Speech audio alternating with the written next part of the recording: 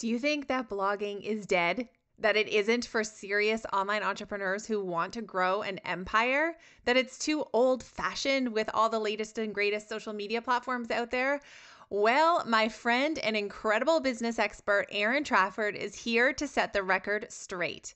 Erin has over 16 years experience as a media personality, a blogger, a branded content expert, and is now coaching others on how to grow their own blog business. On the show today, Erin is dishing about the future state of blogging, why a diversified income is so important, but what to start with first, whether digital product creators should even bother with a blog, and how she landed a $40,000 brand deal. Sound juicy? It is. Stay tuned in for the full interview coming up next with the one and only Erin Trafford.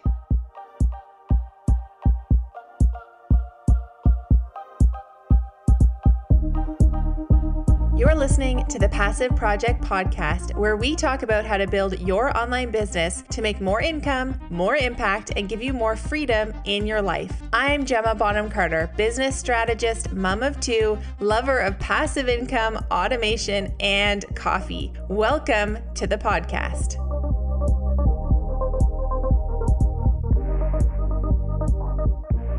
I am so pumped to let you know that we have a brand new live webinar coming your way on January 26th.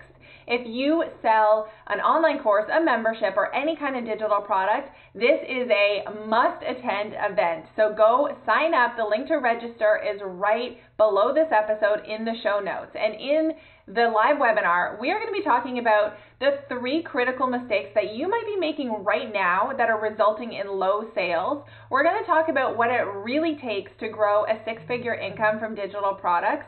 Hint, it's not what you think.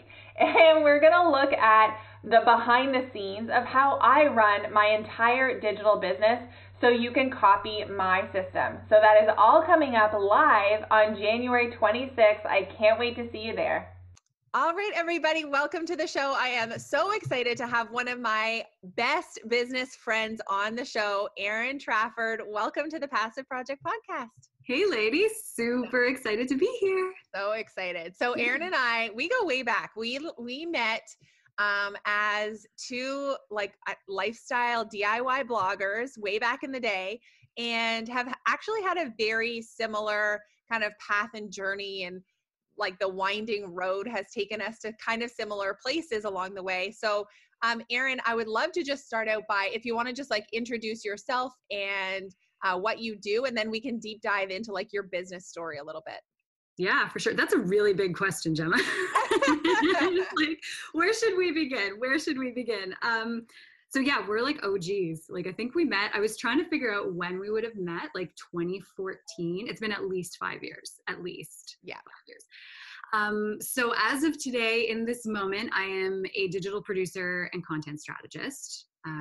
That's what I do. But I have a little bit of like a unicorn quality in that I have 16 years of mainstream media, live television and radio experience that when you combine with my digital experience kind of makes me like I said, like a bit of a unicorn. So I work with solopreneurs and really large brands and help them to essentially tease out their stories and tell them better. Awesome. Was that succinct enough? Does yes, that make I sense? love that. So can you take us back to so you have this experience in mainstream media. And for those of you who don't know Erin, she was a radio host, right? I was all the things. So you were all the things. I've been all the things. I was actually at one point, Canada's youngest female talk show host ever. Oh my gosh, I didn't know that. Yeah. That's a nice one to stick right on the resume. Yeah. But then you started a blog. So can you talk about like the early days of that? So I was working in the newsroom, slaving away as I think I was an anchor at the time. I was doing the afternoon and drive time news. And my husband, well, he's my boyfriend at the time. We just bought this tiny little condo, like a postage stamp. And I was like kind of feeling frankly, I wasn't feeling so hot about the news that I was putting out. Like, it was a lot of politics. It was a lot of murder. It was like the market crash. Everything just felt really heavy. And I remember coming home and saying to him, like, you know what, I kind of want a good story to tell. And I want something that is only going to make people happy. And this was like right around the time when like Young House Love had just started, and like I didn't even really understand how to Google anything and like all this stuff. So I decided, well, I like these Young House Love people. There are some others in this space. It's like, I can do that. I can take pictures and figure out how to put them on the internet. So that started my blog. The funniest thing about the blog, though, I think that surprises most people is that because I worked as a media personality, I was actually owned. Like, my name was owned, my face was owned. I couldn't put my name on anything. So for the longest time, it was a secret project out of necessity, because I was like afraid I was going to lose my job. And I remember the day that I decided to leave the newsroom, and I had, I was quite accomplished. I was at the top of my game, and I just decided it's time to walk away. And about a week before I gave in my notice, I was hauled into the news director's office, which happened all the time, by the way. It wasn't uncommon. And he took me to task over my blog, because by then it had been about 3 years. People were drawing connections between me and the blog. They knew that it was me. And he kind of was like, this could potentially be seen as a conflict of interest. You can't be on TV talking about the latest election news and at the same time then go home. And I remember he said, blog about doilies and bows. No. I was like, I don't think I've ever been so livid in my life. And I walked away and I thought, okay, well, first of all, it's not a freaking conflict of interest. But second of all, it's more than doilies and bows, and it felt really kind of belittling. So absolutely, I kind of stuck it to the man, walked away, and that Frank Sinatra quote of like, success is the greatest form of revenge. Like, part of me wants to look him up on the internet and be like, look what I've done with those doilies and bows, right? Like, absolutely. So, yeah. Okay, so you walked away from that and didn't begin your blogging career because you'd already been doing it for, 3-4 years, but then took it to the next level. Like what came next? Yeah, there was a little bit of a honeymoon period there where I did work in a technology startup company. And that was, I don't want to gloss over that, because it was an interesting time for me for 2 reasons. Because it was entirely digital. So I learned all about how startups work in the digital space, which really helps me bring perspective to my clients now who want to start digital businesses. Right. But I was their manager of strategic partnerships, which at that very, very high level, and we're talking like $500,000, $1 million partnerships, really helped me understand how to put a pitch together and get it seen and get it signed, sealed, delivered, so that both parties were really engaged and getting value out of that. So for about 2.5 years, I worked at that really high level, all the while putting all of my extra energy into building my blog. Finally, I ended up going on maternity leave, and that's when and I think this is really common for most solopreneurs who are women. That was what pushed me to take the leap. I thought, if I can do this at the $1 million level, I can do this on my own. Yeah, absolutely. That was certainly my own experience too. Isn't it funny? Like, as you're telling your story, I was also that person who was watching Young House Love. I didn't really know what a blog was. And I was like, ooh, this isn't like, I love this and I could do this too. And what a great way to we also bought our first teeny tiny little fixer upper house. And I was like, oh, like this, what a great way to share with friends and family. No understanding of it being like this business venture that I would eventually call a job. Yeah. So here we were at separate ends of the country, starting these things right at the same time, which I love. So and then similar to you, like when I went off on mat leave for that very first time, that was absolutely my big push to really think about how my life could look different if I was my own boss. Right. Yeah. Yeah. So, so then as things evolve, as your blog was growing, and your blog is called DIY Passion for those of you who haven't followed Erin before. Then how did your kind of second venture come to be? Because I know that you've made this sort of pivot. So how did that happen? So it started really, I mean, obviously there's been a lot of shifts in influencer marketing, and I hesitate to use that phrase because I find it a bit pejorative lately. People think, oh, influencers, hashtag influencers, and there's like this big eye roll. But when I look at reactions like that to something that you and I both know works really well when done really well, I see it as an opportunity. So I started getting asked questions by agencies and by brands. How can we do this better? And then at the same time, I started getting asked questions by up and coming bloggers and to a certain extent Instagrammers. And I'm no Instagram expert, but nevertheless, how can I navigate this better to be more like you?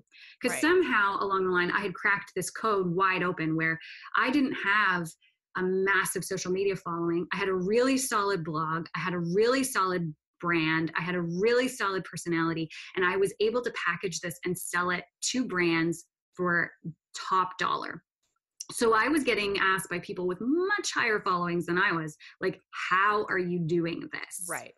Can you give you don't need to share all the numbers, but like, yeah. Can you give one example so that people can kind of have an understanding of what a top dollar package would actually look like for a blogger? So, I mean, if you're looking at blog plus social, I mean, there's a lot of nuance in there that would depend, but I would say if you are half serious about making an income or a side hustle on this, like you should not be getting out of bed for any less than $1,000. Right. To give you a sense of one of my largest partnerships at this stage of the game, it's about $40,000 a year. And that's just one. Right. So, and it's all strategic storytelling. So point being, when I started kind of looking at this and thinking, okay, I'm being asked these questions on both sides of the equation, from the brands who don't really understand how to do this well, and from individuals who want to get in the game. How do I serve these two? Because I've been on both sides of the equation. And so that's kind of what started just this past June. And it's just been a wild ride ever since. It's like kind of amazing, and it's super fun. So you branched out and kind of started a second arm of your business. Yeah. In a way. So, which everybody can find you now at erintrafford.com. Is that right? You got it. Yep. Yeah. So, I love that. And so you're still, figuring out how you want to make this new business work, but you have worked with everybody you've done a group coaching program for other bloggers. You've been working with really, really big brands with them on how to develop their influencer strategy. So you're really like running in all the, you're helping all the people and running in all these different kind of levels, which I find is really interesting because I'm sure, for instance, the people in your group coaching program so appreciate your insights that you can bring from your experience working with giant brands, right? Yeah, because something that I think, there's a lot of courses out there on like how to make money blogging and how to be an influencer. And I think truly the secret sauce that I bring, and what my group members consistently tell me that I think I overlooked from the beginning, was that deep insight at the brand level, because I've been involved in a lot of brand projects that I haven't been the face of. Right. So sometimes I'm just at the table with the brands as their strategic partner. Right. And that has given me intense insight into how to communicate with them effectively. Yeah. I think that's a lot of bloggers and a lot of influencers really come at it. If there was just a little bit of a tweak, they'd see a significant increase in the effectiveness of their pitches. It's so interesting. Yeah. So where you stand now, the interesting thing is you've been blogging now for such a long time, and you've been in this world for such a long time. Where do you kind of see like the current state and the future of blogging as an industry? So that's really interesting, because I just posted something on LinkedIn that like went semi-viral, which I don't know if that makes me cool or that makes me old fogey or not. I actually really don't know. I think LinkedIn is like, people are talking about LinkedIn in a really big way lately. Yeah, if you're listening and you want to connect with me on LinkedIn, feel free. I'm Erin Trafford on there. I'm on there a few times a week. I actually quite enjoy that network.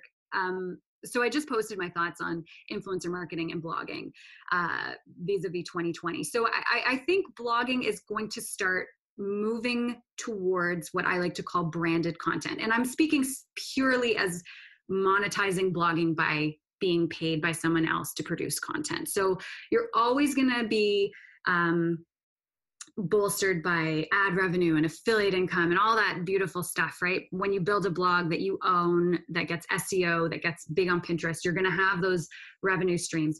Where I see the biggest potential in 2020 is in being strategic, in pitching a storyline rather than an engagement metric, that builds content in a new way. And I kind of I posted that on LinkedIn, and I got crazy response from people like around the globe agreeing with that. So what that tells me is that brands want that. Brands don't just want you to like put up a crappy blog post. They want to actually go deep with you. So where do I see blogging going? I think it can be a great lead magnet if you're running your own business and you want something evergreen that is going to last forever and you can keep re-promoting. Yes. If you want to partner with brands, I think that the model is starting to break and become something new and very exciting. Yeah. Like it's a really exciting time to be a blogger. That's what I think. I think so too. Yeah. I think we've kind of like come over that hump of it just being about those vanity metrics, and everybody has a much better understanding now that that isn't necessarily the be all and end all of what works. And we're entering into this new like era. Yeah. And that's what I see, this cool thing where people are stopping. They're not even calling it sponsored content anymore. They're calling it like branded content or partnership. Like even the relationships are changing. And I find that really encouraging. Yeah. So can we, we'll switch gears just for a second and talk about, because I know that when you kind of talk to your clients about growing their businesses, I think, correct me if I'm wrong, but you talk about a bit of a diversified like income stream approach. Yeah. So can you just speak to that a little bit about what you recommend to your clients when as they're building their businesses, like where their revenue should be coming from and maybe even like what they should be focusing on first? Yeah, for sure. So that's a great question. So a lot of my clients in my group program are either just at the beginning or haven't even started yet. So, or throughout the course of the program is when they commit to starting. So when they're at that point, we spend a few weeks really understanding the why and the intention behind the content. We set them up on a strategy that's going to eventually build that passive revenue on their site. And then the first place to focus is on pitching and those brand negotiations, because if you want to build up your bank account, that's actually your best shot in the beginning. Yeah. So I would say like for the first 6 to 8 months, almost 100% of your revenue is going to come from that.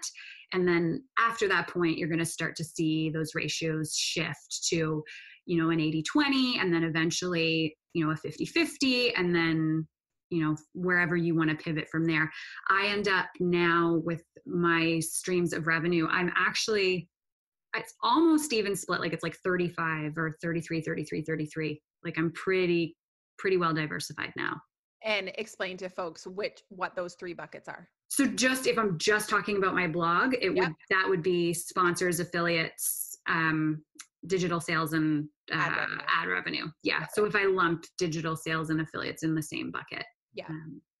And then that accounts. I mean, I think I've just learned through being an entrepreneur that you have to be diverse. Like you can't just have one thing.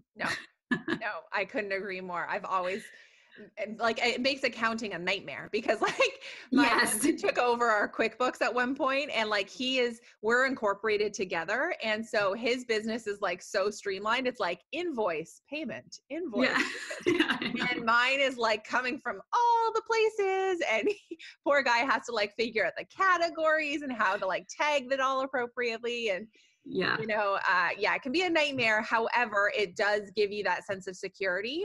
And I know for at least like when I talk to my audience, like building a digital product revenue stream, like whether it's a course or a membership or whatever that digital product looks like for you, that takes time. These things don't happen overnight. It's not an overnight success if suddenly you start having 6-figure launches of your course, right? You have to build up to that. And so you need to have these other things in the wings to support you as you are getting to that place, unless you just are able to just not have an income until you get there, right? Well, and that's why I kind of laugh, because I've been doing this for 6 months, because I've been doing it for a lot longer than that. I've been doing it with intention for about 6 months now. And I knew I could do the course route. I knew enough.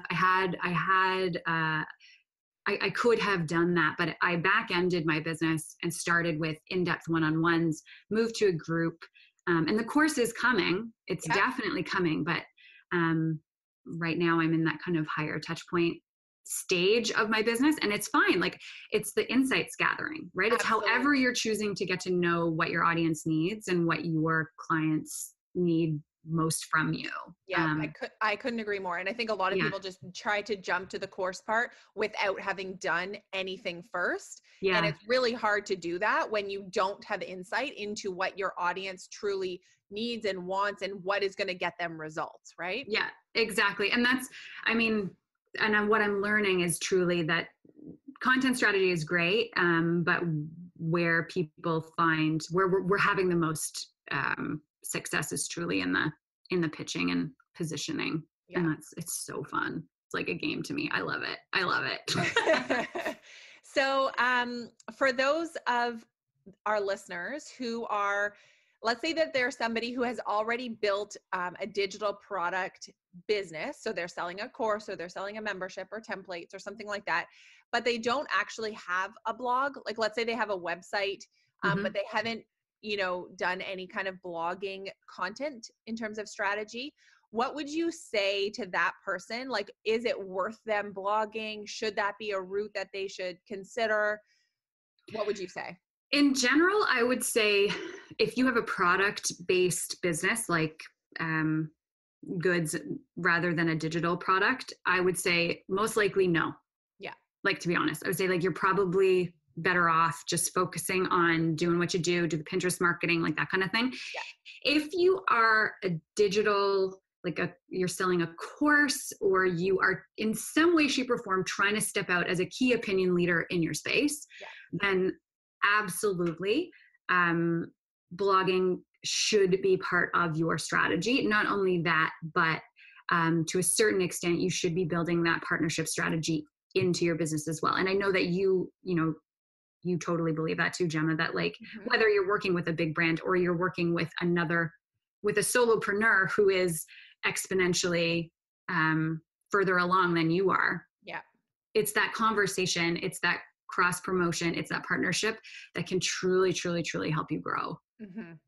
And so do you still also believe in the value of just like old fashioned blog posts? Oh, completely. Yeah. Absolutely. I mean, I have blog posts that I wrote in 2015 that still pay me money. So why not? Yeah, I agree too. And I think often it gets it gets trashed because there are other things that, are like flashier and fancier, and people want to focus on those things first. And so they think of blogging as old fashioned and sort of pop it in the garbage bin. But actually creating incredible evergreen content that's going to last the test of time, and really using that content strategy approach where you get that SEO juice, you get those pins that start to build a lot of traction and send traffic your way. Like, a lot of the really successful digital product-based online entrepreneurs have incredibly strong evergreen content that is pushing traffic their way. So something I always say is you got to think about the lifespan, right? Mm-hmm. So when you post on Instagram, you're lucky if you get 48 hours out of that post. Yeah. When you post on Facebook, you're getting 5 to 6 hours, right? And I know a lot of business owners just want to focus on those two things. Yeah. The lifetime of a pin is something obscene, like 3 years, 4 years, something like that. A blog post doesn't even actually hit its full potential until about 12 months after you've written it. Isn't that crazy? So when you do spend the time to do it right, I think what it is that we're just in such a fast-paced world, and people want to make money now, and they want all the things right away, that sometimes you forsake, the forest for the trees, right? Like, spend the time now. Last January 2019, I did 30 blog posts in 30 days because I knew that this year was going to be a big year. And I was like, okay, I got nothing going on in January. I had a few media spots. I had some branded stuff, but like nothing, you know, it was January. So I wrote 30 blog posts in 30 days. And I tell you, Gemma, I probably could have just not blogged for the rest of the year because like a good chunk of those posts now rank number 1 on Google. Majority of them took off on Pinterest, and I can credit them for doubling the size of my site in like less than 6 months. Isn't that so incredible? When you take that time and you take that concerted approach, then what did that allow me to do? It allowed me to spend the rest of my time focusing on selling myself to brands, building these giant partnerships, working through other parts of my business. Yeah. Building your group program, working with clients. Yeah, exactly. Yeah. No, that's amazing. Yeah. So before we wrap up here, for people who are thinking to themselves like, oh man, I need to get on that blogging train and start writing up some blog posts and like get this going for myself, what would you say are some of the key things that people should be thinking about when creating a blog, like a piece of blog content? Like what are the top, I don't know, 3 tips or something, or 5 tips that you would tell somebody who's newer? Well, the first tip would be, it's not about you. And the second tip would be, it's not about you. It's like, this isn't an online diary. No, I mean, it can be. It's funny you should mention that because we had this conversation on the last coaching call we had with my group program is, I said, you know, one of the members, she has a newborn, and she's like, I really want to write his birth story, but I feel like I'm struggling to get the SEO value from that. And I said, girl, listen, like, write the birth story, but know that you're not going to get the SEO value, that you're writing it for you and it's about you, but that's not part of the business plan. It's okay to do that, but that's not what's going to get you the money. So the first thing is, when you are writing content with intention, it's never about you. It's always about the reader. Yeah. And I think that I think that's 1, 2, 3, 4, and 5. It's like, that's the most important thing. Yeah. How can you add value and have the reader walk away having taken something really good out of what you have just created? Completely. Yeah. Completely. Yeah.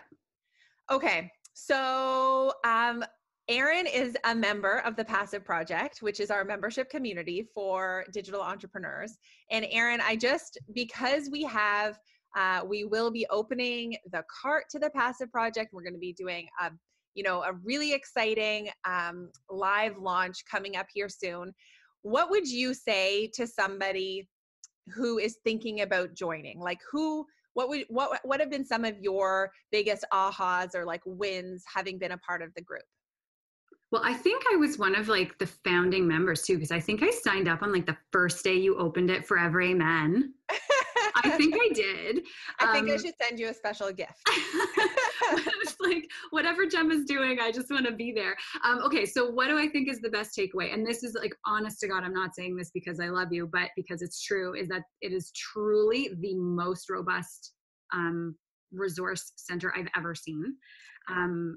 It honestly is, like, the value that you bring is like ridiculous. And I think also the supplemental, like the master classes that you do with the subject matter experts, I really like that extra perspective that you bring, because I often find, like, I've been in master classes before where you always just want to kind of hear another perspective, another voice. So I really, really like that. So if there's anybody out there who's like, I don't know if this is for me, yeah, totally. There's something in there for you, for sure. Yeah. Thank you. Thank you so much for saying that. Well, it's so nice to have you be a part of the community. And frankly, I obviously am totally biased and think that it's the best spot on the internet to hang out as a digital entrepreneur. And we have so many exciting things up our sleeves for 2020 in the Passive Project. It's just going to keep getting better and better. So, Erin, thank you so much for coming on the show today and sharing all of your expert wisdom about blogging and branded content and all of that. Where can people find you? Where's the best spot to head? All my things are at erintrafford.com, or you can come over and say hello to me in my awkward Insta stories. I am at Erin Trafford, and I'm frequently without makeup in my pajamas. They are wonderful IG stories. You're one of the first people that like pop up at the top of my thing. I always click on it. Very real conversations that you have in your stories, which I love. So you guys, if you're listening to this show, snap a picture, share us on Instagram stories. at Gemma.Bonham-Carter is mine. You can tag Erin too. And we want to hear from you. We want to know what you took away from today's show, what you're going to put into action. Are you a blogger? Are you thinking about blogging? We want to hear all the things. So make sure to do that. And we can continue the conversation over on Instagram. Thank you so much, Erin, for hopping on the show today. I really appreciate it. Thanks, Gemma.